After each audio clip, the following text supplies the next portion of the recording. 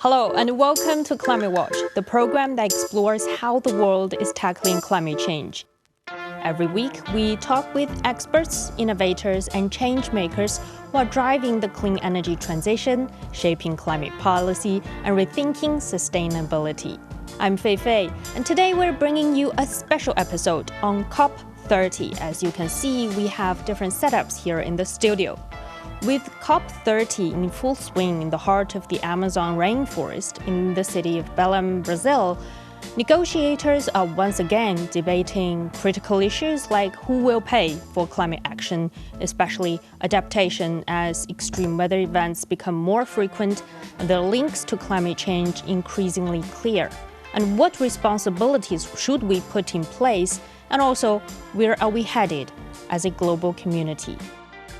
We're seeing familiar agendas on the negotiation table with heated arguments, but only modest steps forward. So, are COP meetings still relevant today? And how can we make better use of this grand global gathering? To help unpack these big questions, I'm joined by two very important figures in the global climate policy today. We have Professor Teng Fei in the studio here. Teng Fei is a professor and deputy director of the Institute of Energy, Environment and Economy at Tsinghua University. His main research include energy system analysis, global and domestic climate policy and governance. He had also been a member of China's negotiation team on climate change for 10 years up till 2017. Hello, Professor Teng. Hello. I'm going to refer to Professor Teng as Professor Teng today, otherwise our names will be very confusing because we share the same given name. And on the line today we have Antoine Augy, the Executive Director at the Institute for European Environmental Policy based in Brussels. Antoine has over 15 years of experience working with stakeholders across EU and in civil society and industry to produce research and insights on EU sustainability policies. His research focuses notably on the EU's internal and external policies related to trade, climate, and the circular economy. Hello, Antoine. Thank you for joining us today. Hello, Faye. Thank you so much for having me. Pleasure to be here. So I want to check with you guys first and foremost with one big question. Do you still believe in the multilateral climate bodies like COP meetings today still playing a very important role in the world? Yeah, I think it's a very good question, given we are facing tremendous difficulties right now. But from my perspective, I do have the confidence, and I believe probably the multilateral form, such as the UNFCCC, is the only way we can identify a solution. The reason for that is because of, although we need to reach consensus to make things happen under UNFCCC, sometimes it's slow, sometimes it's painful, but that is the only approach that we can bring all more than 190 countries on the earth together and to identify a solution that we all agree on it. So although that we are facing tremendous difficulties right now, but I do have the faith, and I think that we should stick to this multilateral process and to overcome those barriers and move forward. And for Antoine, I think in today's day and age, we are seeing a lot of resistance globally when it comes to climate change. Even there are some views that claiming that climate change is a hoax or renewable energy is a lie. And what do you take on the role that multilateral gatherings like COP meetings can play in the world? Well, thank you. This is a very good but very challenging question, because we see this process happening pretty much all over the world of, if not denial, at least some doubts as to the reality of climate change and of its impacts. We're seeing this in Europe as we speak. We're obviously seeing this in the United States to a very large extent. And that, as Professor Lim has just mentioned, creates a lot of challenges for meaningful conversations to happen on the global stage. what we need to remember in this aspect is that from a scientific perspective, the impact, the reality of climate change cannot be overstated. This is a reality that we are faced with. It's not just coming from one particular part of the globe, it's happening everywhere, and all climate scientists are telling us the same. So this is a reality that we need to confront ourselves with. And for that, I couldn't agree more. Again, Professor, saying that the UNFCCC provides us with the framework to have that conversation. It is very hard to reach a consensus on all of these aspects because it touches upon so many different sectors of our lives. Of course, the emissions of our industrial policy, but also our food system, the food that we eat, the heating of our homes, etc., etc. So with all of the diversity of the world, of course, it is a challenge. It should be a challenge. But now this framework exists. And I would actually argue that the difficulties, that the challenges of the moment are actually an opportunity for all of the parties of the UNFCCC to reflect on their own role, on their own capacities to enact the change within this framework. Yeah, I really like your take when it comes to challenges, that challenges are not only challenging, but also bring opportunities.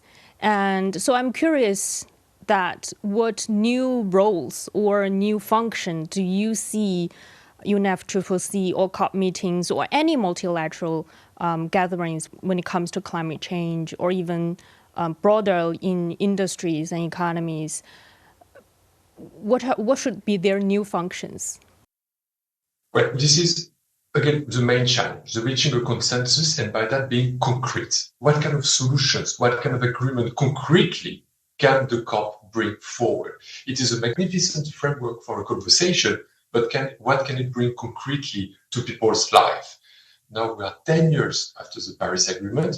Now it's a test. Now it's really the moment to say, okay, we can actually enact some changes through the COP process.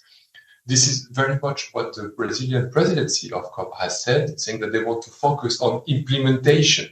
That is this concrete change that they can bring about.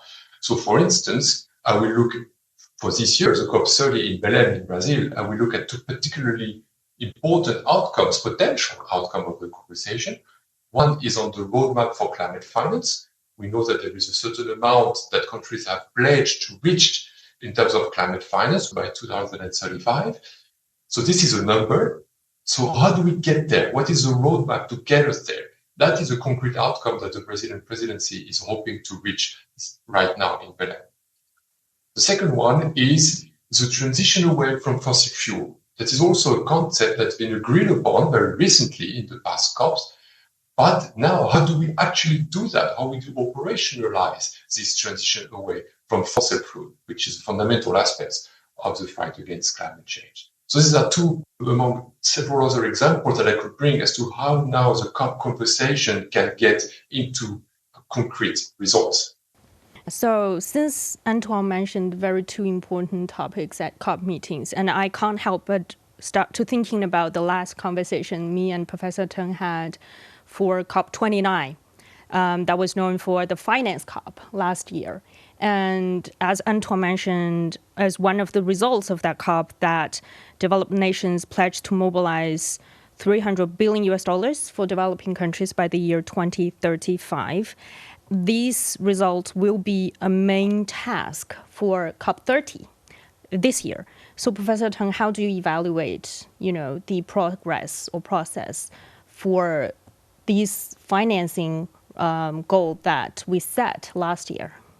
Yeah, firstly, I'd like to say one of the key role of the UNFCCC is to facilitate the implementation of various countries that to implement their commitment, and the so-called means of implementation is very important, which includes both finance, technology, as well as capacity building. And one of the main reasons that we lack of progress at this moment, the reason for that, from my perspective, is because of the lack of progress on the provision of the finance, which is critical for developing countries, but right now is not in place at this moment. So if we want to move forward to increased ambitions from both developed and developing countries, that to further improve this provision of finance is critical. But unfortunately, that the current progress is not very satisfactory. I think that if we look back to the progress of the so-called 2020 target for 100 billion, it has been delayed for years to achieve that target. And also for the 2035 300 billion, there is no clear roadmap at this moment. You also mentioned that in the decision last year, the wording is mobilize, is not to provide. There is some difference that in those wordings.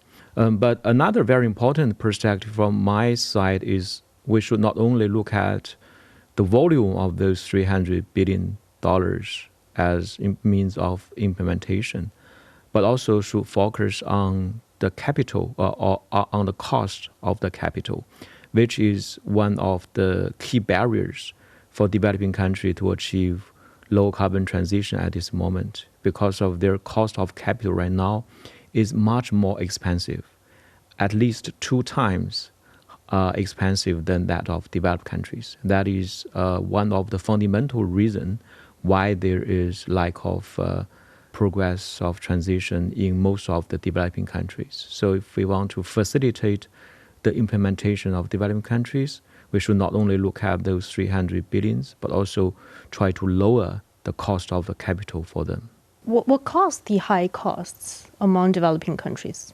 Which is the cost of the capital, because of the, that the renewable technology, the low carbon transition technology is very capital intensive. And so it is sensible for the interest of the rate. And the interest of the rate in developing countries is much higher. So we need to work together and to use innovative approach to help developing countries to lower those cost of capital. From my perspective, I believe that is also a very important issue. Since you mentioned that the wording when it comes to pledges coming out of COP meetings, that usually includes pledges coming from developed countries, which we also call them the global north, to the developing countries, which is the global south. And for me, I think that's one of the biggest gap at the moment when we are talking about any negotiations or any responses when it comes to tackling climate change, implementation on adaptation, mitigation, you name it. So I'm wondering about your guys' take on, when we're seeing this gap between the global north and the global south, what can we do? How should we, close the gap or narrow the gap? Is there ways for us to rebuild or initiating more cooperation between these two? Well, this is a fundamental question. As Professor had mentioned, the previous pledge from developed economy to the developing world of this 100 billion per year took way longer than expected to actually be met, several years. That did not help in terms of trust. We've talked about the role of the UNFCCC and the COP as a framework, as a platform for all of these countries to talk together. You need a lot of trust in order to have meaningful exchange happening. And at the end of the day, the finance question is at the heart of the trust question. The vocabulary that is being used, mobilize instead of provide. Okay, so this is indeed 300 billion that are eventually going to be pledged to provide by the developed economy, and then that it will help mobilize the 1.3 trillion by 2035, which would largely come from private capital at the end of the day. This is all okay in terms on paper, and we understand the principle, but it has to start with fulfilling the pledge from the developed economy side. Otherwise, they cannot be trusted, and if they cannot be trusted, they cannot be a meaningful conversation. That's one thing, absolutely key. And then, of course, once we have that, then it would unlock so many potential that the professor already touched upon. All of these blended finance instruments, all of these risk guarantees that the provided finance could help unlocking this private capital, which would eventually help lower the cost of capital to be mobilized in developing economies and help them develop their own strategic priorities for climate mitigation and adaptation. Some will choose to focus on industrial policy with local value creation and to embed themselves into global value chain. Some others will favor making sure that they have sustainable food systems in place in countries that are net food importers, for instance, when food security is a massive issue, especially when facing climate impacts. So these are all, we can all have very concrete conversation in the context of the roadmap as long as we start from the point of the pledge of the public finance provided by developed economies. This has to be the start. So, Professor Teng, you also believe that a large part of that fund would come from the private sectors? Well, I think that firstly, from most of the developing countries' perspective, they think that most of those $300 billion should be public finance. But for me, I think that we need a blended financing system, as Antoine has said. Those 300 billion plus other sources from the private sector, which will help developing countries to accelerate their transitions towards the net zero. So we need to have those finance roadmap as soon as possible. That is the first step to restore the confidence and trust among developed and developing countries. As well as I think that we should frame the discussion not only under UNFCCC but also in other form of the climate as a discussion within the context of sustainable development. That is not the case because of most of the climate negotiation or discussion use a so-called climate-specific approach. They only talk about emissions without taking into consideration of the implication on local peoples in developing countries, without putting that in the broader context of sustainable development priorities. I think that context of sustainable development must be remain the focus of the discussion, make sure that the developing countries can achieve the development at the same time to cope with climate change at both. That win-win, yeah. And that make me think of, at this COP, there is another big word, which is called adaptation. That a lot of, especially developing countries, are calling for more efforts, more talks for building up their adaptation capacities. In China, when we submitted our NDC this year, there is one clause about building China as an adaptive society, which is the first time for China to include that. And so I'm really curious about your takes on the adaptation building part. How should we build adaptation? And especially when it comes to you two coming from two different contexts, one from the developed world, one from the developing world. So what is adaptation building, for example, in the EU, Antoine? Well, that is a very good question because the EU is arguably lagging a bit behind on adaptation. There is a very fundamental reason to that. It's that for many, many years and even decades, the priority for the European Union as one of the most important emitters of greenhouse gases around the world was to mitigate these emissions. And so all of the political capital and all of the financial capital was essentially poured into mitigation aspects. And the adaptation conversation was a very complicated one because it was feared that any effort that was then targeted at adaptation would then be taken from and hinder the mitigation effects. So this has always been a bit of the complicated conversation at the EU level. Whereas, of course, it's two sides of the same coin. At the end of the day, both need to be tackled. There is this realization that is happening in the EU. There is more and more talk of adaptation policies happening at the EU level. We agreed on the adaptation strategy back in 2021 to actually sort of bring together and have a coherent approach for adaptation. And there is now a new expected policy initiative on adaptation that is expected next year on resilience strategy. So this would be, let's say, the next step. Make sure that the EU proposes a coordinated approach on adaptation. Of course, this would still need to happen within the context of the global goal of adaptation, which is a specific part of the Paris Agreement dedicated to that topic, to make sure that the EU's efforts on adaptation happens in a coherent way with the rest of the world. Because, of course, our realities when facing climate change can be different, and so our adaptation needs will be obviously quite different from other parts of the world. And I have to follow up on you when it comes to the EU context, is that the EU also just submitted their NDC right before the COP. So it's been a very, I don't know if I'm using the right word here, but excruciating experience for the EU to submit their NDCs. So I'm also curious about your take on, your evaluation and assessment for this new homework that EU submitted. Well, I think excruciating is the right word for it. I would probably use the same. It has been long and painful. Now, there is an updated NDC submitted, but with a range. So that's quite new. It's not a target anymore, it's a range. So we're committed to reduce our emissions by between 66 and 72% by 2035.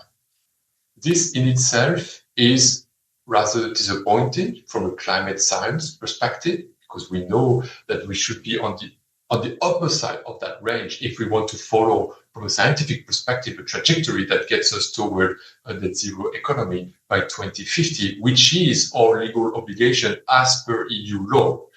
So, whereas a 66% is essentially a business as usual scenario. So that range gives a lot, arguably too much flexibility to give us any meaningful idea of where the EU might go on that basis from a legislative standpoint. So now the important part on the EU side is to have a climate target for 2040 that is as ambitious as possible, moving into the 90% reduction by 2040, which eventually puts us on the path of a net zero economy by 2050 and on the path of that upper range of the NDC that we have just submitted. So now this is where the homework starts really for the European Union, is to design, to update its own climate framework, which is arguably among the most ambitious in the world already. It needs now for 2030. It needs now to be updated to 2040 and to 2050 in order for us to reach these ambitious legal objectives. That's clearly the priority right now.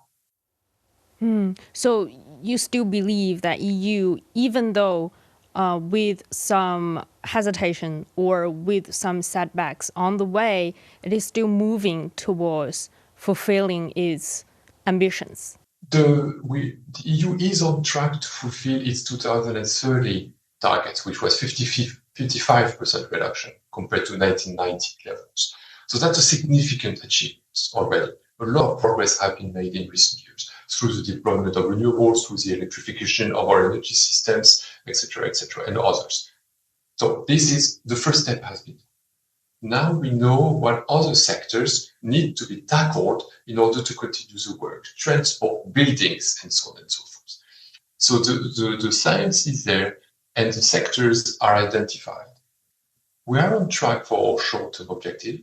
As I said, now we need to design the policy framework to a medium-term and long-term objective.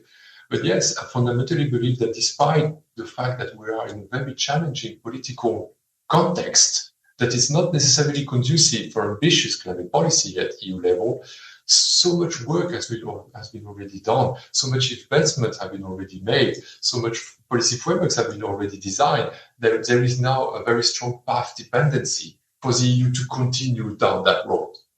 And actually, when it comes to NDCs, I think I've heard similar comments for China's NDCs, that the targets that China set is also a range.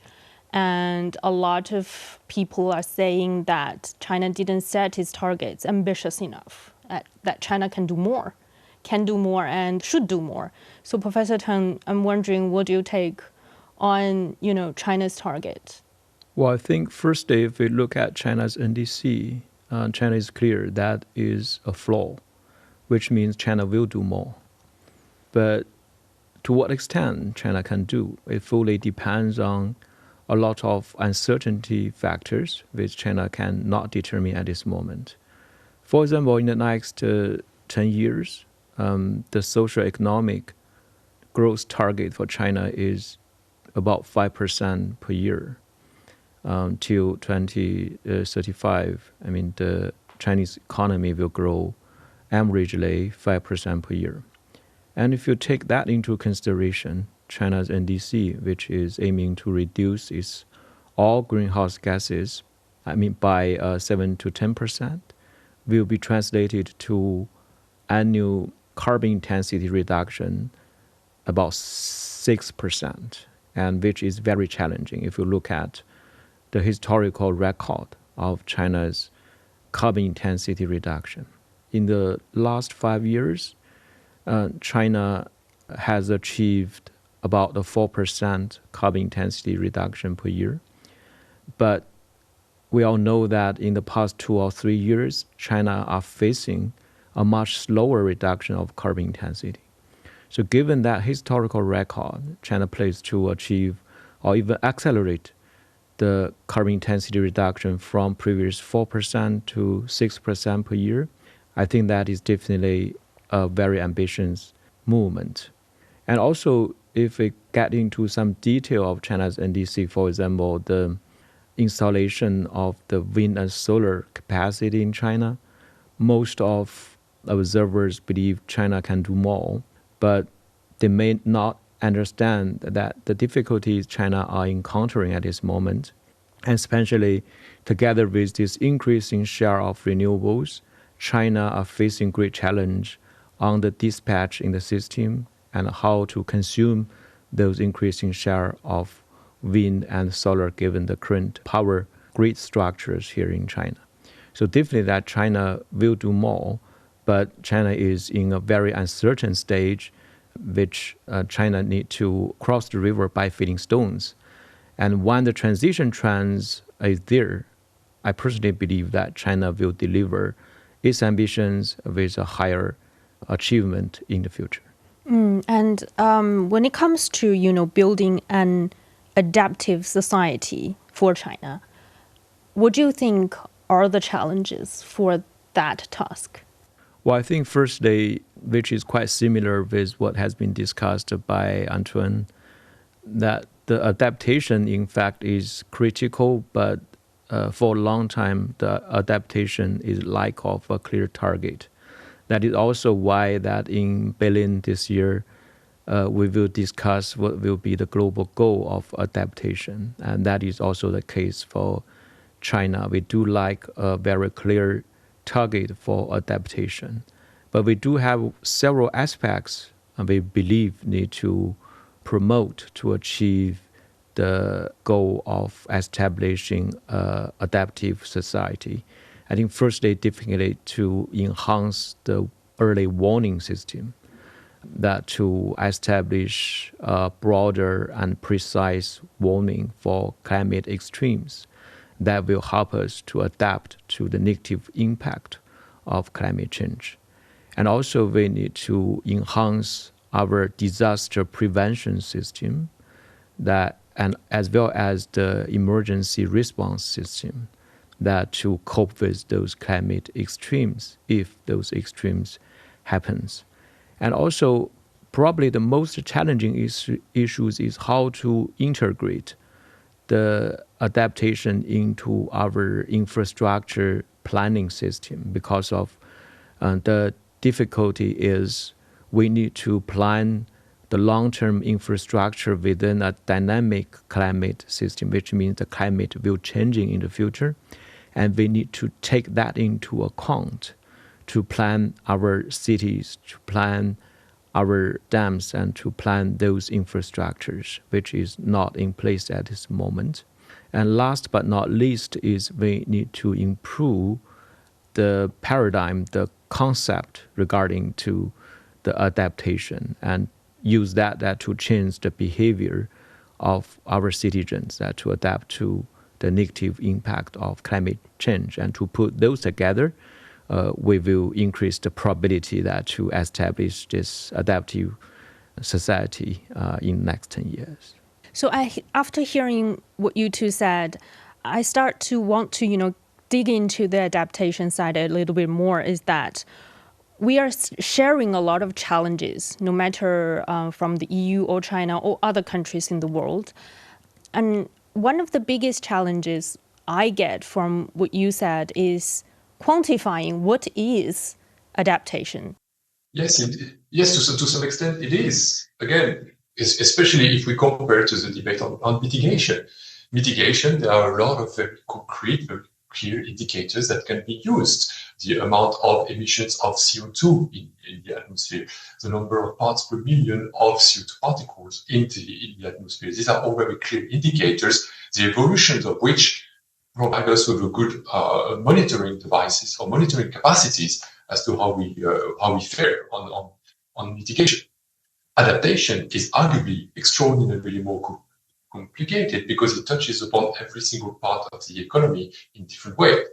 We were talking about potential cities efforts, infrastructure risk, exposure to climate change, food system, food production. This is something that Europe is facing at the moment very, very, very in a very, very clear way, because the southern part of Europe is due to become subject to drought and very severe drought, and so to face very significant changes into its food production capacities, including from a cultural perspective. There are a number of products that are extraordinarily important from a cultural perspective in France or in Italy, for instance, so product that might not be able to be grown anymore in these countries, putting in jeopardy the livelihood on so many different people, not just farmers, but the whole economy that depend on it. I didn't even mention energy, for instance. Of course, from a resilience perspective, energy generation, renewable energy generation, is a fundamental part of the EU strategy for the decades to come. So now that the dependency of the European Union on fossil fuel energies from other producers and exporters had been laid bare in recent years. The EU has woken up to the fact that energy production and generation, renewable sources, is a fundamental part of a good adaptation strategy. So, in one hand, again, I will try to turn challenges into opportunities. So, in the one hand, it's very hard to give clear targets and monitoring tools because it touches upon so many different sectors. But on the other hand, it also allows us to break down these different sectors and to have sort of different specific targets per sector that are all working into the direction of a good adaptation strategy at the European level. In China, we are talking about a lot about transitions. We're talking about not only curb pollutions, we're not only talking about reduce emissions, we're also talking about to expand the green development. And I think green development is kind of an umbrella term that sort of cover a lot of sectors and different industries as well. So, Professor Teng, what do you see of China's transition? You also mentioned that for the next few years will be very critical transition period for China. So what direction is China's transition should take, and how should we take to succeed in that transition? Yeah, I think that you mentioned a very good term, which is the green development or low carbon development, whatever.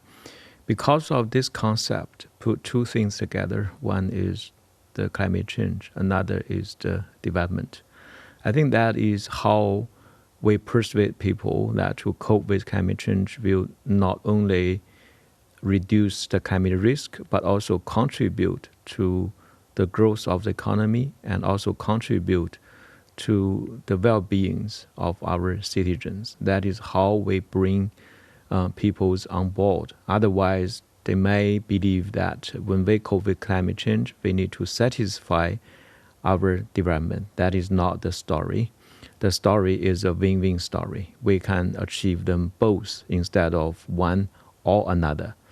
And also, I think that another very important issue for this transition is we can increase the competitiveness of our industries. That is also how China achieved a success in the transition story. We see that China dominates the production of solar PV, wind turbine, EVs, as well as batteries.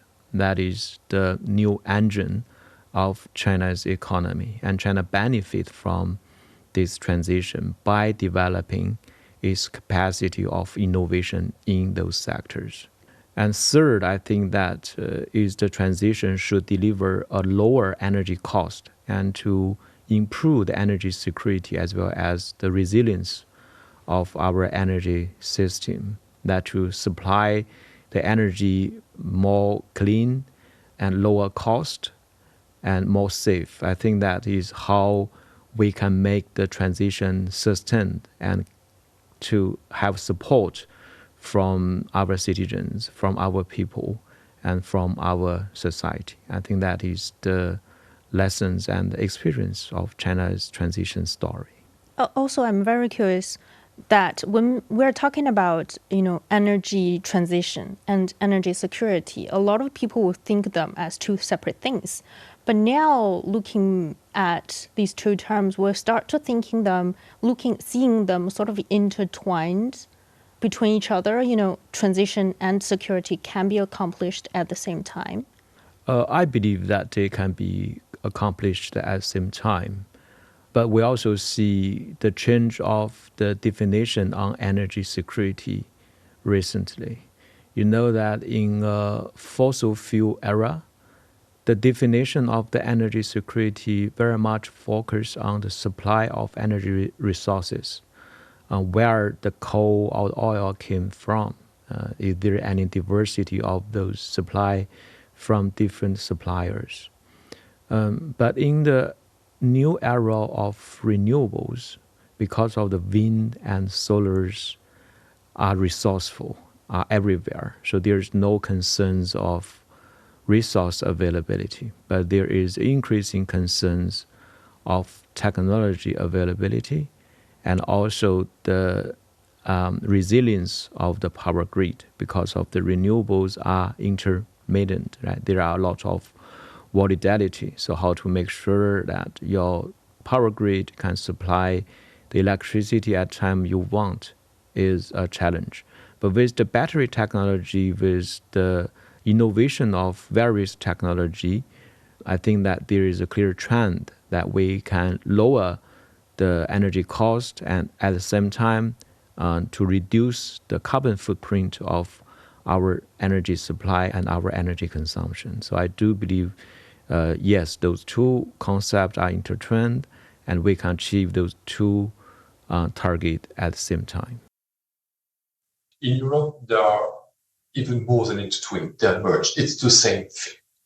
I mean, the last years have demonstrating the dependency of the European Union on fossil fuels from external actors, that any move from these actors, and here I'm speaking specifically of the Russian invasion of Ukraine, for instance, have seen the price of energy go through the roof on the European market. So the transition away from fossil fuels is a fundamental security objective of the EU. That is from a supply perspective and also from an affordability perspective. So all of social considerations attached to the climate transition are fundamentally linked to the energy transition. So this is now very, very clear in the minds of policymakers. So there's a clear consensus on that. Now the issue is, where do we produce these technologies and these products that allow the European Union and other parts of the world to actually transition away from fossil fuels and into renewable energy? That is the main challenge for European policymakers at the moment. So China has done exceedingly well as to developing as a powerhouse on these matters, and that has created a lot of concerns for EU citizens, policymakers, and the like, to their capacity to maintain a good industrial base on energy-related products and services. So, of course, this has also created frustration. This is at the heart of the difficult conversation between the EU and China at the moment, sometimes hindering actually our potential for cooperation in the climate realm. This is a fundamental industrial strategy question. So now it's up for our industrial group, it's now for our policymakers to come up with systems, frameworks that allow for best assets, let's say, to develop themselves, to become competitive, to actually gain market access into each other's regions, but also in third countries, I think this is a regular sort of competition among two major economic powers in the world. That's perfectly fine. I mean, that competition can and should happen. It has happened in the past. It can continue to do so. Each region will have its own strengths and weaknesses and needs to be clear as to how they can be. What these can be to develop their own, let's say, advantages and comparative advantage. These are still very much realities of the day. But at the end, what we need to remember is that for the EU, it's quite clear, all studies demonstrate that at the end, somewhere in the decade 2030, the renewable will be by far the most affordable energy source. So at the end of the day, the price will come down if the transition happens. So now it's really a question as to how do we get there. The next 10 years are absolutely crucial for the European Union. And at the moment, we need the production capacities of China in order to implement that transition. That is also a reality that sometimes is very hard for Europeans to acknowledge.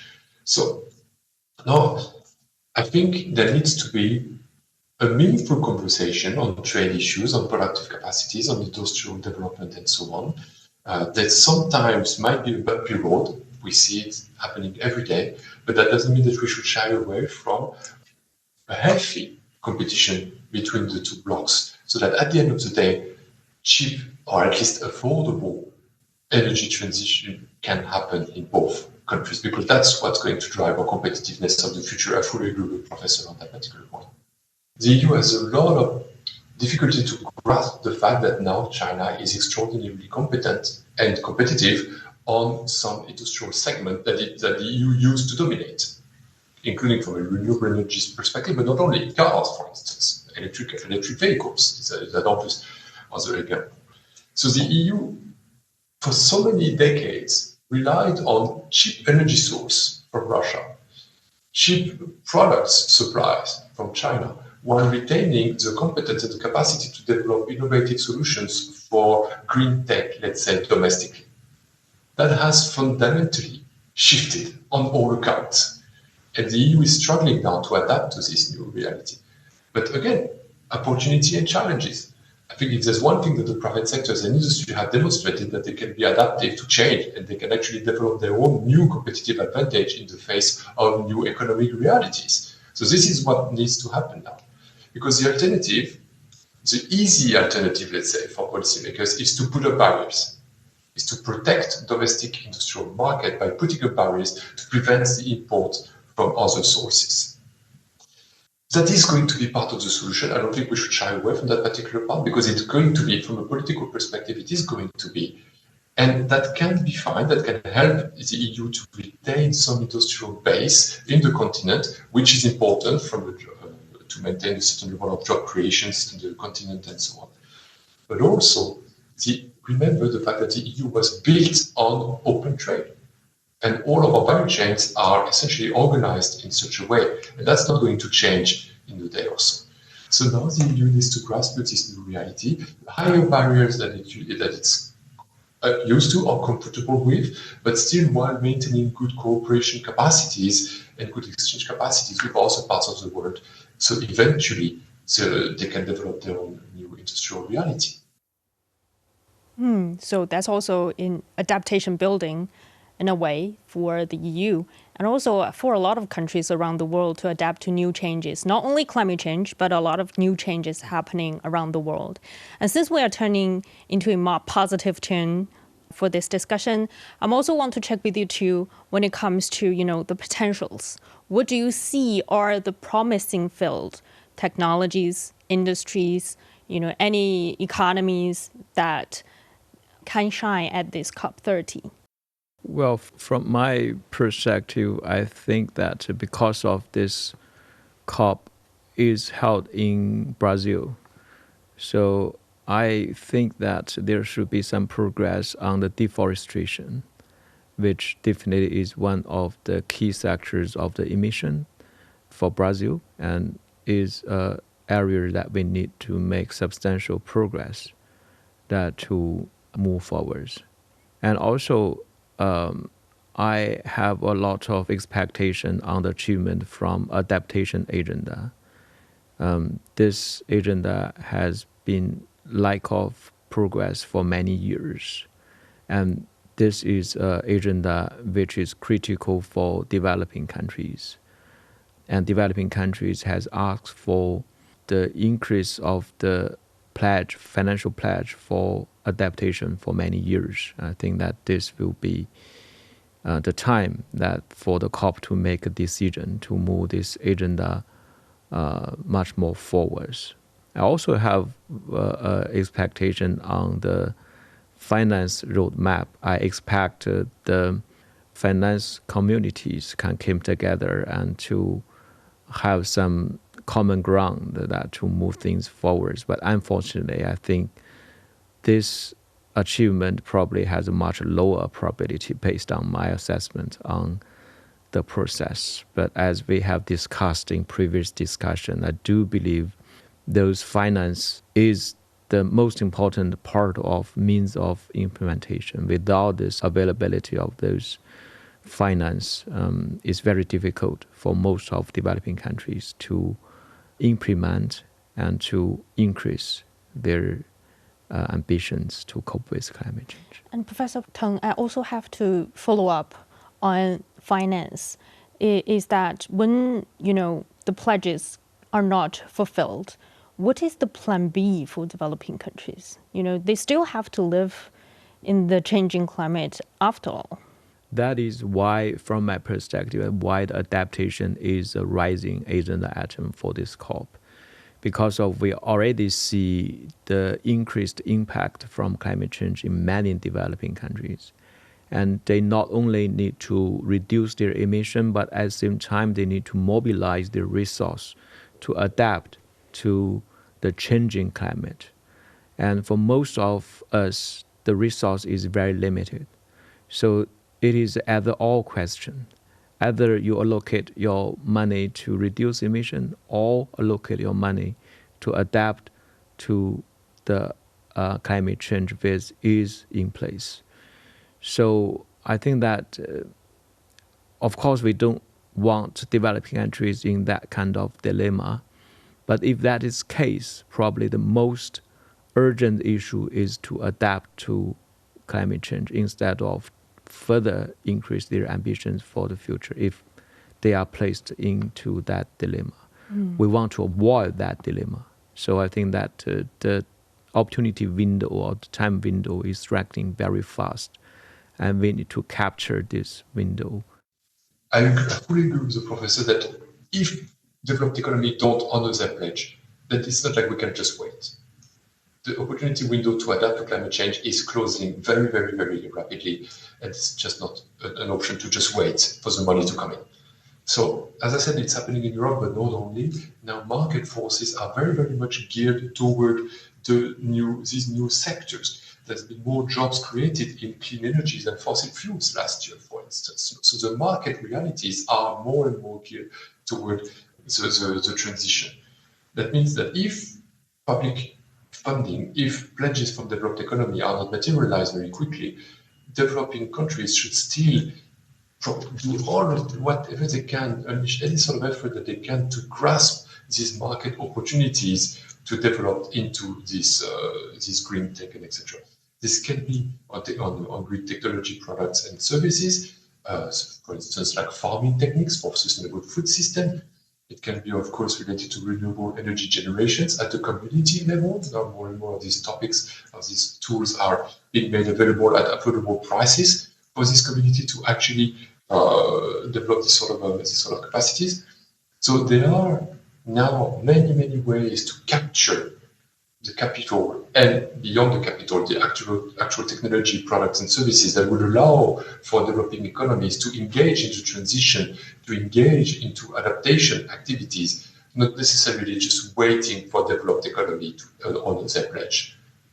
What do you see of the promising or potentials or prospects that you have for this COP? Is in the middle, we're sort of in the midway of the meetings. Well, I would echo a lot of the comments made by Professor. I will look at deforestation aspects with perhaps this new Tropical Forest Forever Fund initiative that's been launched officially a few days ago. So again, it's a question of how much can be actually invested in it, but that's could be an interesting new methodology to fight deforestation. So I'd be very keen to see where that goes. Of course, the main outcome of the COP, in my mind, is this roadmap for climate finance, as Professor has just mentioned. It's important for trust. It's important to actually kickstart the money flowing into the adaptation issues and so on. So that's one clear outcome to look forward to. I would still try to keep an eye on this operationalization of the transition away from fossil fuel.